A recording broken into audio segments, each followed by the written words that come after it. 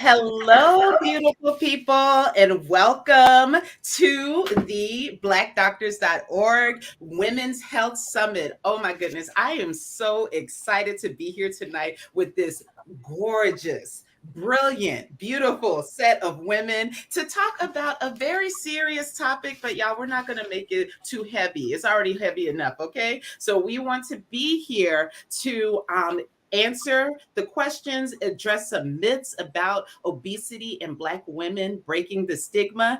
And for those of you who don't know who I am, I'm Dr. Sylvia Boley. I'm your integrative obesity specialist, founder of Embrace You Weight and Wellness, and the host of BlackDoctor.org's Embrace You Hot Topics in Weight Loss.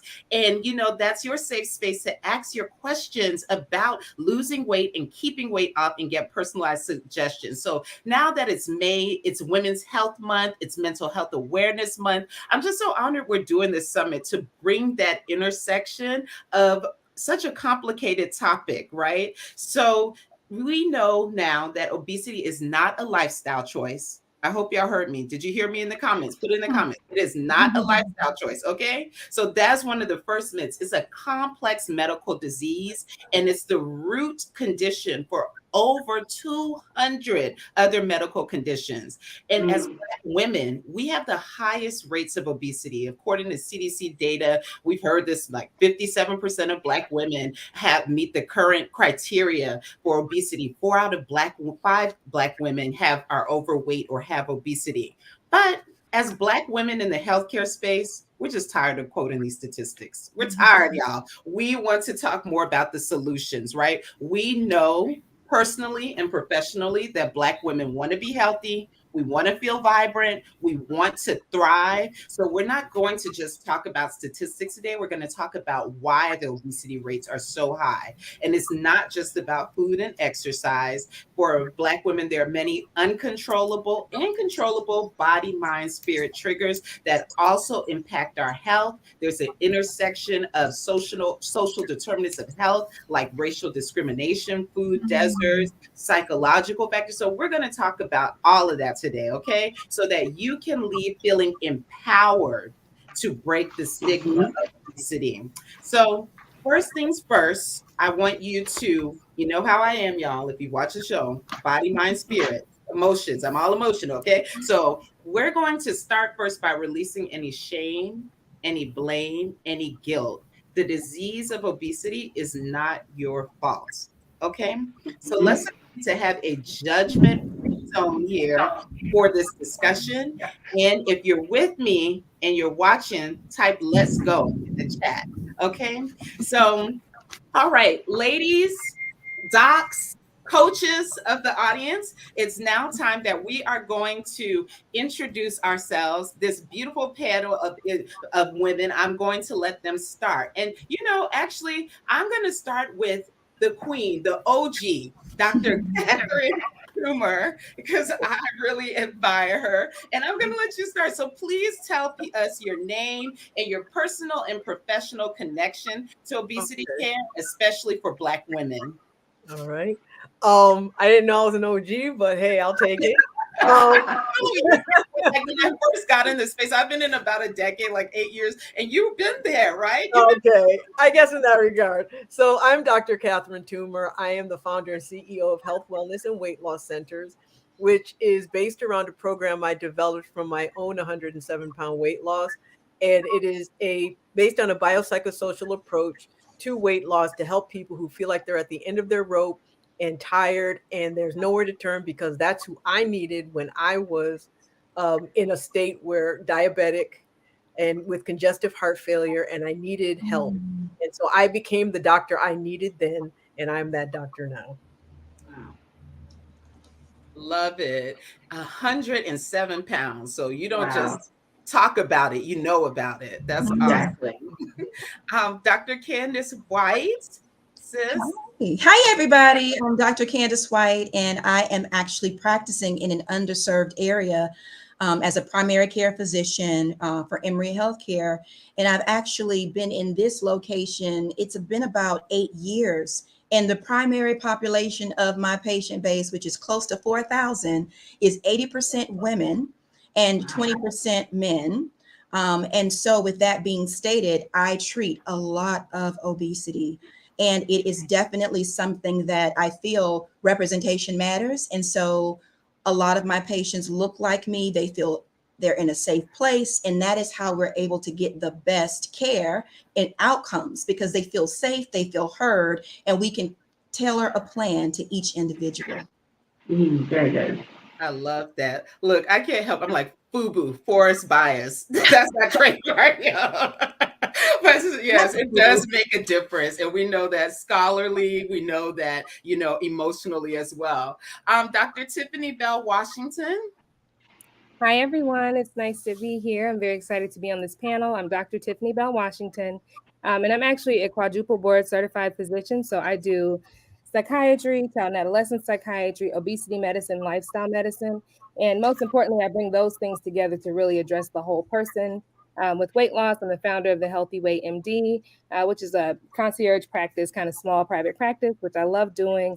And obesity has been a passion of mine since I was young. A lot of family members with struggles. We all struggle with, different things, weight, having children, stress, those things. So I like to involve the body, mind, and spirit as well, much like Dr. Sylvia. Thank you. Nice to be here. So happy that you're here. Quadruple board certified, y'all. Wow. When y'all ask for experts, we got the experts, okay? Here on BDM. All right. And now, look, I get really emotional because Coach Gail, Chef Gail, has actually known me since I was 9 years old, but our lives have intersected so much. But she is a phenomenal nutrition expert, and I will let you introduce yourself. Well, hey everybody, my name is Gail, and I am a nutritionist, a health coach, and a chef. And I am focused on in West Georgia, also a very underserved area, where I work with people that have hypertension and diabetes, type 2 diabetes, teaching them lifestyle changes, how to eat healthier, how to love the vegetables, how to love themselves, and how to turn this around, how to not be so focused on just what the doctor says your numbers need to be, but what your numbers should be. We teach them in a 12-week program, 6-week program on how to change your lifestyle, how the eating, exercise, everything, how it all intersects mind, body, and spirit, like with Sylvia. And that is what I do. Awesome. I'm so glad you could be here. She's been eating healthy, like making delicious food healthy before it was a thing. Like my whole life I've been doing that. All right, Coach Crystal, bringing it up in the rear, our fitness expert. Please introduce yourself, sis. Hello, everybody. It is an honor to be on this panel with such amazing women who are just crafted in their skills. And my name is Crystal. I am a health coach and a fitness instructor. And I met Dr. Sylvia at an obesity medicine physician conference last year. I work inside my brother's clinic, who is also an obesity specialist. And my role is to kind of really focus in on women in terms of transforming their lives through health and wellness by changing mindsets and doing that through improving their health, improving their understanding of what nutrition actually is and how to embrace the process, the knowing that this is a journey, that it doesn't happen overnight, and that to develop that journey by implementing the tools that they need to be successful. So again, really honored to be here and be a part of such an amazing team. Thank you. So glad you're here. And actually, how Crystal and I connected was that we both work out regularly, but we both will admit we don't like to work out. Some days we don't feel like it. So that was like what became our bond. Like I was like, "Oh, you're my girl," because we can relate to that. So thank you guys so much. We're gonna have an amazing conversation. Thank you to the viewers for being here. This is your conversation, y'all. This is your safe space, like I said, to maybe ask some of those questions. We'll try to incorporate them in as we have our conversation, but don't be shy. Don't be scared. We're going to talk here for you, okay? So let's start up first and foremost with, we know that obesity is a complex medical disease that I said more than calories in versus calories out. Dr. Toomer talked about the biopsychosocial components of it. And we know all the hormones that we're hearing in the news that are involved. So let's open up the conversation by talking about what are some of the social, cultural, and economic factors that uniquely contribute to obesity in Black women. Dr. Tiffany Bell, you want to start us off? Sure, that's a great question. And it's something that really we do have to consider carefully, because oftentimes people just say, oh, someone with obesity is lazy or doesn't care about their weight or care how they look. And that's just untrue.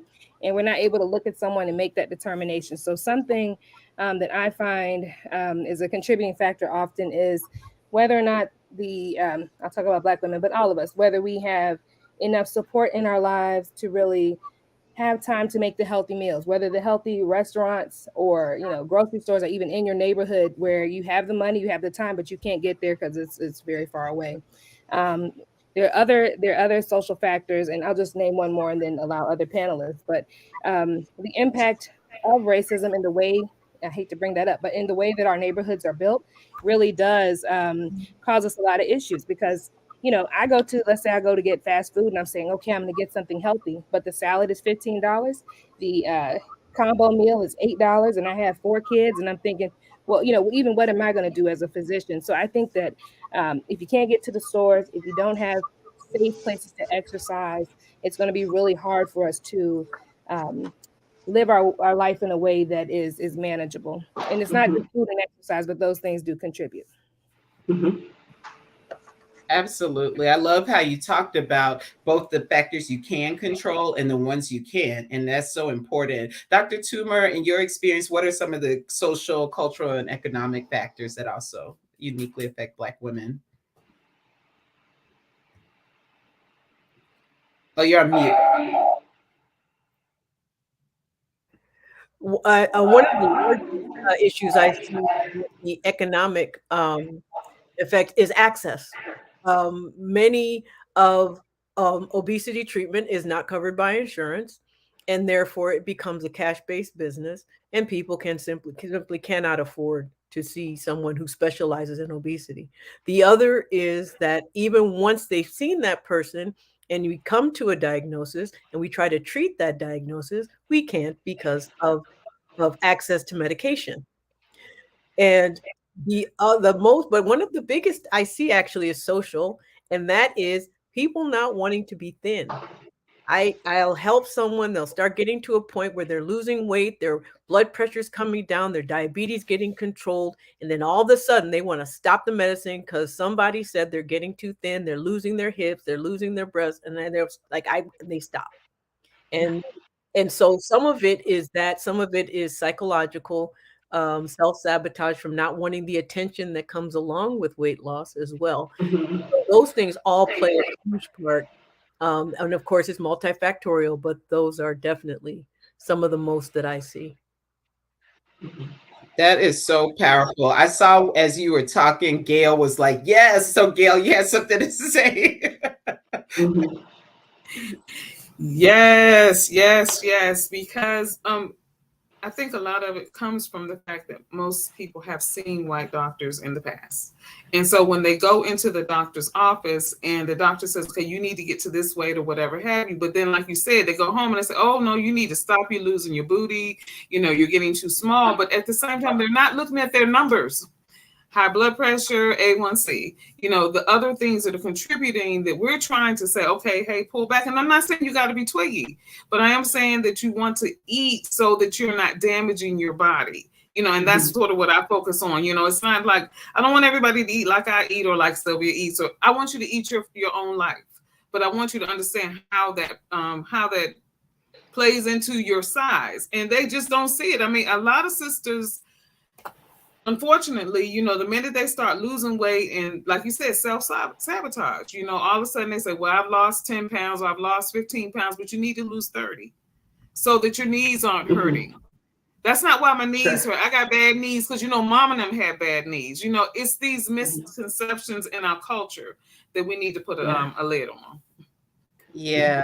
Well, this is a hot topic, and one I talk about a lot in Embrace You World, the book, the thing. So, what we're really alluding to, and I see Dr. Brooks already on it, is that big boogie monster, BMI. So, right, we're talking the body mass index, which is the traditional tool that we use to screen for obesity. It's commonly misused, really, to diagnose obesity, but it is a population based tool that was developed actually in the 1830s, right? And has been adapted now in the 20th, since the 20th century, and is used to define where the threshold for obesity is, how we decide what medications we're going to use. But a lot of the recent data has shown that it does have both age bias, gender bias, biological sex bias, racial, ethnic bias. So, especially when it comes to Black women,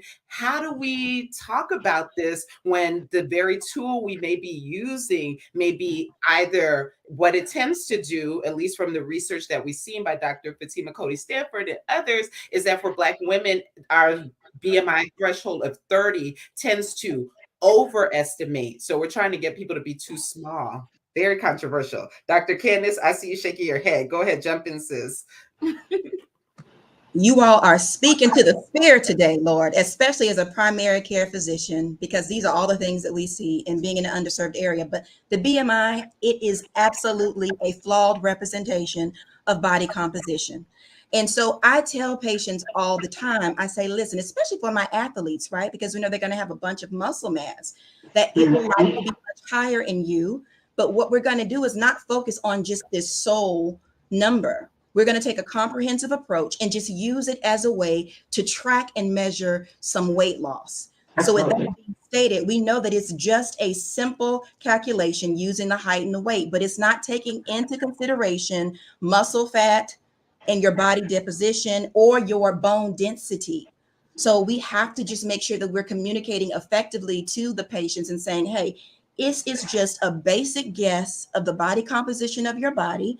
And it's one of the resources that we have to kind of drive your treatment and your management. But it's not the only thing that we're going to use, because there are other risk factors such as diabetes, hypertension, your numbers, cholesterol, all those things, mind, body, and spirit, which can affect your ability to achieve effective weight loss.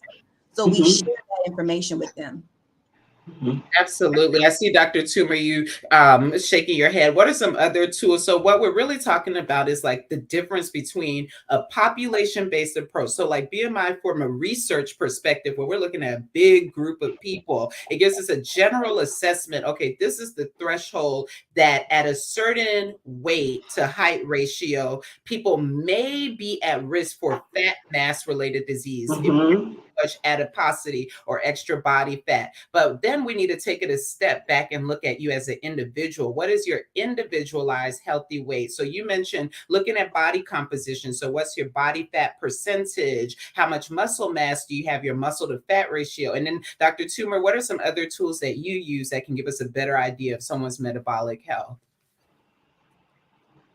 Oh, unmute, please. I keep forgetting to unmute. So my first question to everyone, how are you feeling?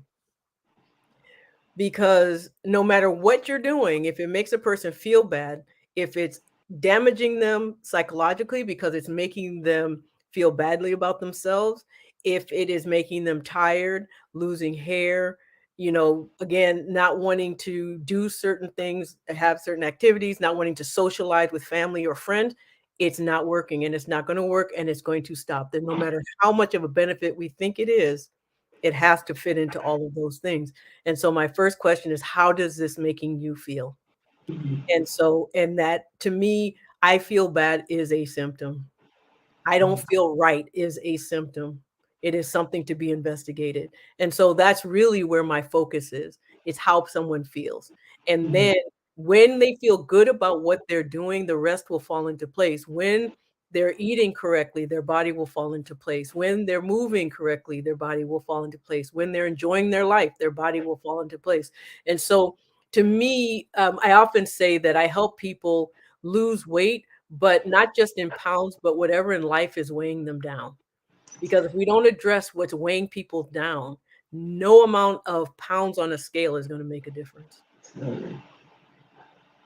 I love that because so much of how are you feeling, right? For those of us who came up in diet culture, so I too have, I gained 60 pounds with pregnancy, went on a 40-pound weight loss journey and have kept it off for 8 years now. But I was a chronic dieter, right? And so we promote a lot of disordered eating in people with obesity, and that's not sustainable. So that I love that you say, how are you feeling? Can you keep it up? Now, so, and what you guys are also talking about is what I call two things. I separate it based on healthy weight. So those are the clinical facts, right? So we're going to look at your numbers. We're going to look at your body composition, look at your waist circumference, all of those things. But then there's happy weight.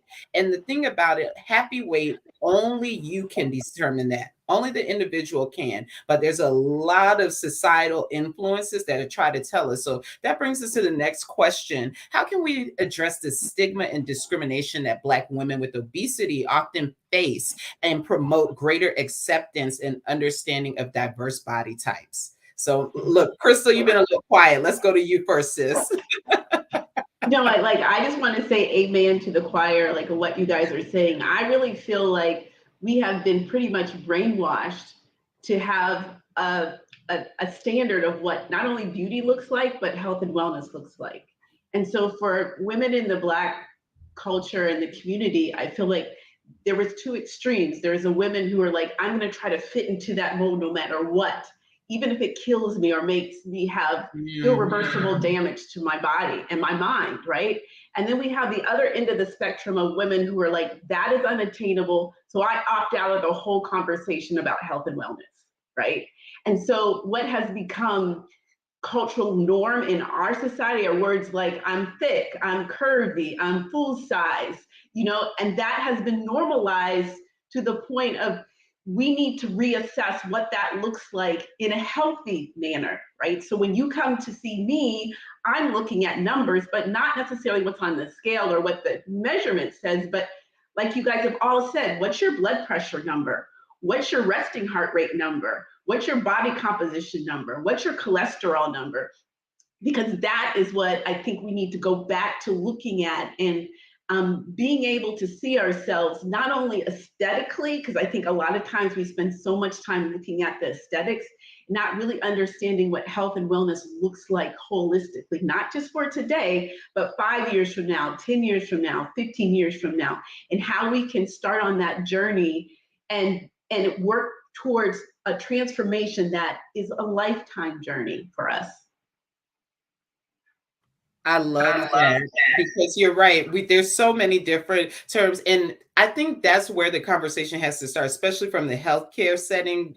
Gail brought up like where our bodies have not been valued and haven't been esteemed. Right? Is that when we, as doctors, nutritionists, nurses, clinicians, like wherever we are in the healthcare, that we're not coming at it from an cosmetic perspective or aesthetic perspective, like you do you, boo, like you're beautiful wherever you want to do, but like we are coming at it like, how can we help you be as healthy as possible? Dr. Marjorie Patricia Anderson said in the comments, like what we're talking about is relevant to chronic health challenges. Yes, because as I said in the beginning, obesity is associated with over 200 medical conditions. So it's the root cause of a lot of things because it's an inflammatory condition. So I love that. Dr. Tiffany Bell, I saw you shaking your head. I know this is your jam, body diversity, body positivity. Please tell us a little bit more.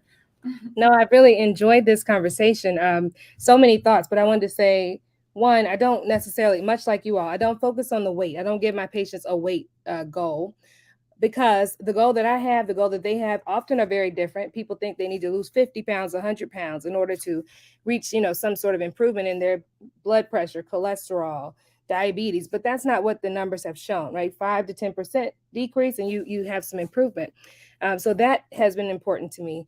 Then I realized that society is set up, like we said, to expect people to look a certain way, and they either, like you said, get on point, and they start exercising, they get distorted eating patterns, and that's really what I work on with psychiatry as well as with the weight management, kind of separating, needing to obsess over a number and doing every single thing you can, skipping meals, drinking, shakes. I'm not against shakes, but certain formulas of things, trying to lose a large amount of weight in an unhealthy way. And I try to really focus on that. But, the truth is, like you said, we all can be beautiful at whatever size. So if you're a size 16 and you feel good and you can exercise and move around and your joints aren't hurting, great. That's fine. If you're a size, 2 and you can make that happen in a healthy way and that's good for you, that's fine too. So the way you look is not so much the issue as it's been discussed already. I am concerned about making sure people feel good in their bodies, that they can maintain that without going to a huge extreme, and that they're able to live the life you want to live. Some people, when they get older, they say, oh, I just want to play with my grandkids. And that is our goal. And that's really what we work on. And if they can play with their grandkids and go to the, for a walk and feel good, then that's really what I try to focus on. So I was nodding over here because you all were stealing the words right out of my brain. So it's true. I want people to feel good about themselves. But and I get this question a lot about celebrities. There's some celebrities who are of larger size and they're very confident and they, present it well and they perform and all this stuff. And people ask me, well, is it okay to feel good about yourself? Yes, of course.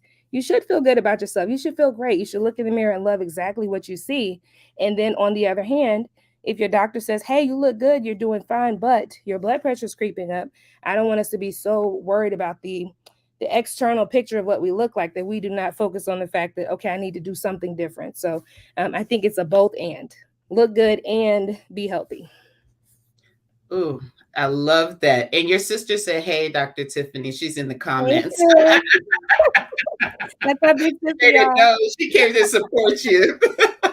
So, no, but I think that's so true because I think we all get that about the body positivity movement and they try to pit us against each other, right? There's health at every size, which is led by a lot of Black doctors and Black advocates. And so they try to put obesity doctors at one side, health at the other side. No, loving yourself is the foundation to any positive change. Embrace you. But at the same time, we shouldn't be so positive, that toxic positivity, that we ignore the warning signs our body is giving us. So I let's make that clear. Like, we want you to love yourself. So that being said, let's flip the script. Let's go on a little bit. I want every panelist to answer this question. I'm going to start with Gail, though. We're going to talk about what are some successful strategies for promoting healthy lifestyle choices and preventing or addressing obesity in Black women. And I know we all could write books on it. So I'm going to start with Gail.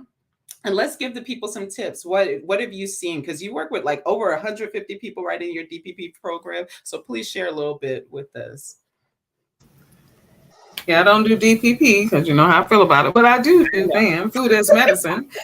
Yes, food as medicine. Some of the tips that I tell people, one is, begin to look at the food and how is it nourishing you? What is the purpose of eating that food? So that mindful eating, and then, me, it's all about the water. If we replace our beverages with water, unless the doctor tells you not to, you can knock off a whole lot of calories and a whole lot of unhealthiness. Our body is at this point 50 to 60% water, and people I drink 8 ounces of water when I kid you not. The lady said I drink 8 ounces of water when I take my medicine in the morning. How are you replenishing your body with fluids? How are you replenishing that water? So drink water and just begin to think about the foods that you're eating. Why are you putting them in your mouth, and how are they benefiting you in the long run? Yes, I love that. Drink that water. So many of us don't like the taste of water. I know I was a chronic soda drinker and I had to readjust my palate to liking water again. I get that all the time. So it is possible. Dr. Toomer, I see you shaking your head.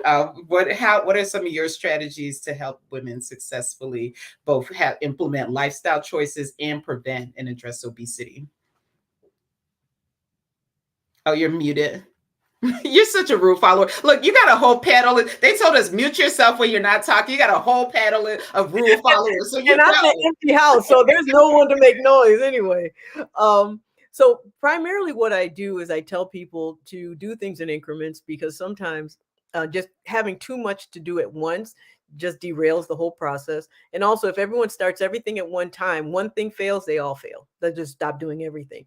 And something that Gail mentioned about fluids. And so that is one of the biggest things, getting people to drink water. And so often what I'll do is I'll get people to drink more, and then we slowly creep towards water, because often they're just not getting enough fluids at all. Also, I find that being telling people what they can do is so much more empowering than telling them what they can't. And so often what I'll say, instead of saying, don't eat carbohydrates, don't eat this, I just focus on your protein.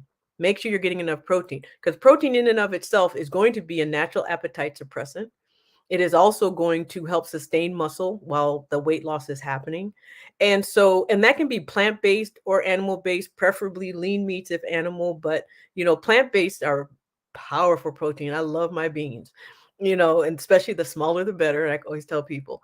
The other that I often tell people is move every day, either for your mood or for your muscle, but do something daily. So many good tips. Okay, viewers, I hope y'all are writing this down. Like, these are gems, right? So you got drinking your water, you got making those small changes in increments, one at a time, not trying to do everything. One day you're doing that, the next day you're going boot camp, so one at a time, and then focusing on what you can do. Because everyone's like, what can I do? What shouldn't I do? What can you do? Those positives, so many great choices, and the protein. All righty, Crystal, tell us how we're going to move our body. You guys are like on target with all that movement, right? And movement and exercise are two different things, but we want to put both into our lifestyles. I think a lot of times we go to the gym, especially for Black women, and we just don't know what to do. We're so overwhelmed and it's intimidating. And I see Black women often walking around and really feeling like they're lost. And so I feel that it's really important on this journey is to provide yourself with a support system to help you along the way when it comes to your fitness and your movement, and to have a sense of accountability along the way as well. Setting those small goals and then having a way to measure how you're doing in those goals, and how you set yourself up for success is also the environment that you place yourself in, right? So finding environments, finding exercises, finding things that you enjoy doing. So now it's not just a task, but it's actually something that is implemented in your life. And when you stop doing it, life doesn't seem the same. So finding that thing that you're passionate about and are willing to grow into and grow out of. I love that, because so often we don't talk about that enjoyment. Like, you actually must enjoy what you're doing. We want to go to the extreme what you don't like. So Dr. Candace, Dr. Tiffany, help us get our mind right, I think, when it comes to how we're going to keep this healthy lifestyle going and keep preventing obesity. Help us get our mind right. Yeah, so you all have touched on it, and I feel privileged to be around so many like-minded, beautiful women, because what I often see in practice is when people come in, what they're carrying. Because what they're carrying often is that inhibitor to being able to maintain or to achieve a certain level of care, right? So I always start with just doing self-assessments, right? Let's check in. Let's screen for anxiety and depression. Let's look for those stressors, and then also identifying those triggers in which can cause you to go back down and step back after you've made so much progress. So first off, it starts with unloading some of the baggage, as Dr. Toomer was talking about. It is so, so key to get that breakthrough. And guess what? Everybody needs a therapist. Everybody needs a therapist. I feel that, we're doing better as a community, but then tapping into that resource of knowing that there is someone who can help you to identify not only these unhealthy behaviors, because that's what we do, but also let's talk about why we're doing those things and how to undo them. And you all have all mentioned about the mindset. So for me, again, just like what you all are stating, it is about that mind, body, and spirit, starting off with how you're feeling, unloading that baggage, because then once you start to do that, you feel lighter. Now you want to move more. And I also say, keep it simple. Everybody can't go to the gym, nor can they afford a gym membership, right? Because we just talked about access. We talk about economics. So sometimes you could do it right there in your home. You pull up you a YouTube video, 15 minutes, you go outside, you walk. If you don't feel safe in your neighborhood, they have the QB, which is a stationary pedal. There are all ways for us to get what we need, but we just have to set those goals, adhere to them, and have that accountability partner to keep us honest in those efforts. And I also say that water hydration, a minimum of about 64 ounces a day, that is definitely going to help with getting everything nice, clean, purified with the clean diet. You came in with the fire, girl. And I'm this, but I love what you said about the stressors and knowing those triggers that pull you back. Because a lot of us, we also don't talk about the stress epidemic, right? And stress is a major inflammatory agent. And it's not just psychological because of that body, mind, spirit connection. It is physiological. The cortisol level is levels. Like, so I'm not even going to nerd out right now, but it's connected. Okay. So we have to, so I love that you pulled that in. Dr. Tiffany, tell us, how can we Okay. keep this weight off? How are we going to treat our obesity and prevent it? Yeah, wonderful. So, Dr. Candace, similarly, what I actually wrote down when you first asked was stress management. And I have some exclamation points because we've mentioned it, but stress happens to us all. Our life is stressful as Black women. We, carry a lot of different roles, different hats. People lean on us to kind of hold it together. And so my tips that I give people all the time, whether I'm doing mental health work or weight loss work, I think it's all one and the same, is to keep a journal. Some people don't want to write it down physically. They're scared someone will find it. You can do it in your phone or your note app. You can put it in something that's locked. But just to keep a very short journal that's really specific. And you write 2 things you're grateful for. This is each day. So you write 2 things you're grateful for. You write 1 thing you wish you could do differently or you might do differently next time.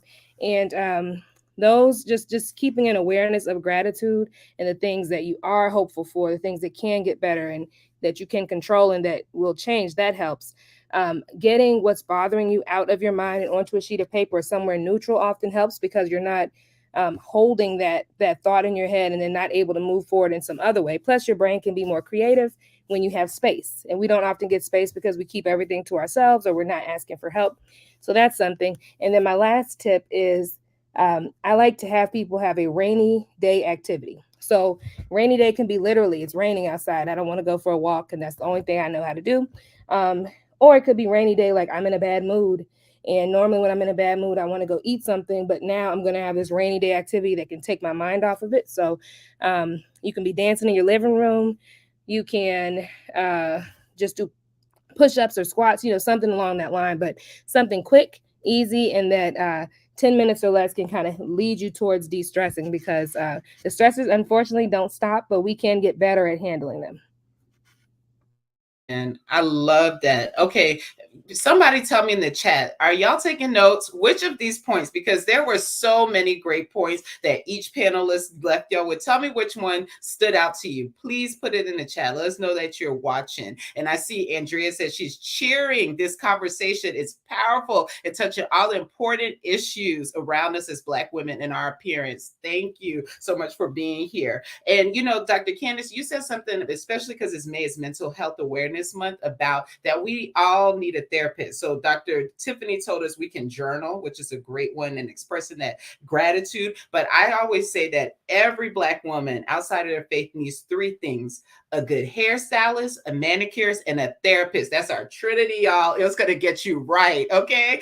So make sure that you have a therapist and you find it. It can be hard to find, but there are resources here on blackdoctor.org. They even have shows around it that you can. Go ahead, Dr. Candace, please. There's a great resource, psychologytoday.com. So go to psychologytoday.com and you will be able to find a person based on if you're looking for gender, interest, whatever. It's a great source. And they'll tell you if they take your insurance or not. So you can just check that out on the website. All right. They did not pay us for this. So BDO, y'all check on that. So we're giving them a great plug. But it is a great resource. All righty. So as we start wrapping up this hour, gosh, doesn't time fly when you're having a good time? It went so fast. Oh my gosh. So let's think big, y'all. We came into this saying that it's a big issue in our community, right? And we're here to not just talk about the statistics, also about solutions. So what are some promising interventions, programs that are successful in addressing obesity in Black women, and how can we scale them up too? I know, Dr. Tiffany, you've done some work like with the Black Women's Health Study and some other things too. You want to talk a little bit about that?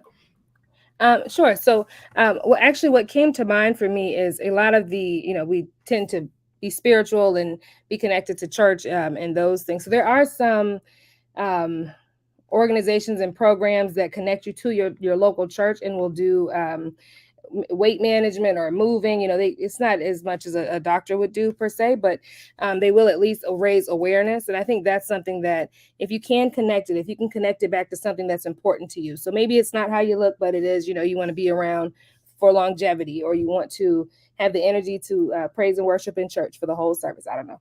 Whatever it is, you need something that connects to you, and that you're able to really to rely on it. And so I would say community-based activities are very important. Having the resources to go to those things are important as well. And so that's what I will share at this time. And we have so many on the panel, I don't want to take all those. I love that. Well, we're wrapping up anyhow, but so I think that's a great one, because one of the key factors that we found that help us as Black people, one of the differences is community support, right? Trying to do things in isolation are really hard, and also trying to do it apart from what's important to us. So if faith is an important part of you, that's one of the things that came out in the Black Women's Health Study, is that having that spirituality and that connection is important. So I love that you brought that up. Oh my gosh. BDO, give us 3 hours, okay? Like, we want to talk more.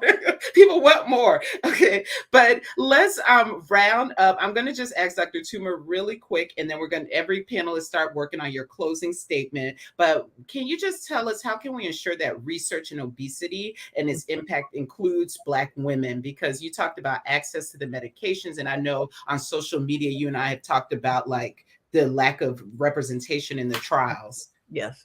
Well, one of the ways that you can find those trials is by looking on the pharmaceutical websites at Novo Nordisk or Eli Lilly. Those were the two largest. Wegovy, Ozempic, and Mounjaro are right now being studied.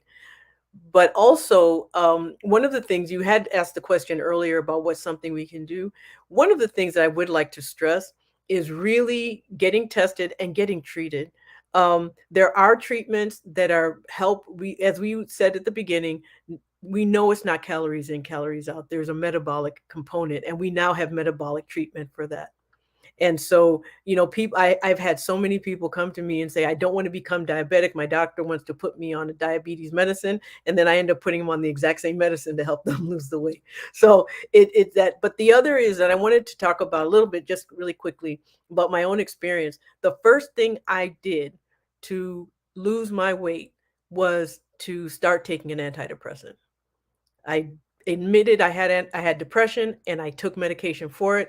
And because of that, I had the motivation, I had the energy, and that was with an ejection fraction of 15%, because I had just been diagnosed with postpartum cardiomyopathy. So I took an antidepressant, and I screened, as we've mentioned earlier, and I do encourage people to just treat what is found, please, because there's no point in trying to push a boulder up a hill when we've got a tractor to pull it up.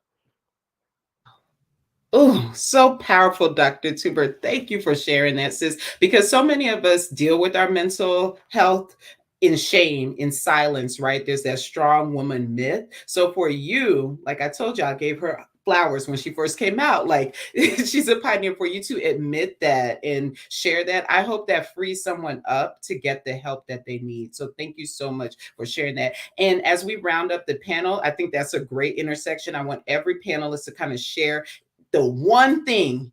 You got thousands of patients, thousands of people listening. What is something that you wish everyone knew about obesity and Black women and breaking the stigma? So I'm going to have you answer that question. And Dr. Toomer, can you just tell people how they can connect with you? They can find me at drtoomer.com.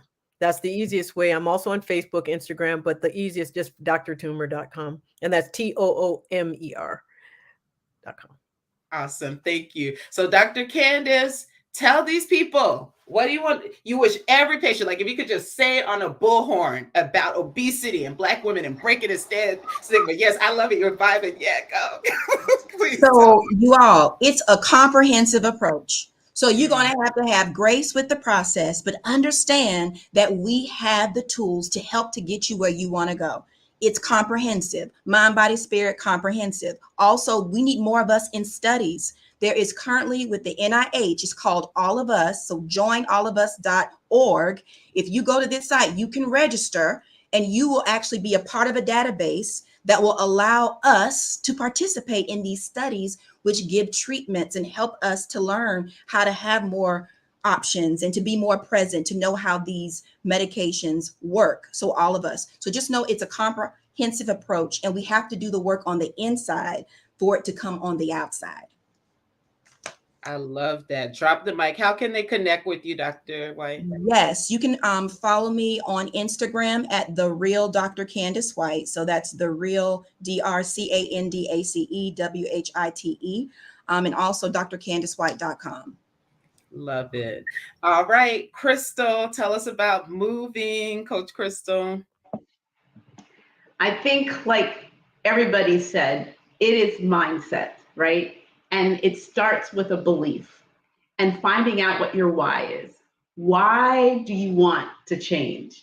And when I think about the why, may it be bigger than just you, that you are leaving a legacy, and I think that that's really important for us to see that this is not just about ourselves, but it's what we leave behind and what we demonstrate in the model of what it looks like to be a healthy Black woman. So always include movement into your life. Always embrace some form of exercise, and always be able to take a moment every day to embrace who you are, to really celebrate yourself, and to look for opportunities to grow and expand when possible.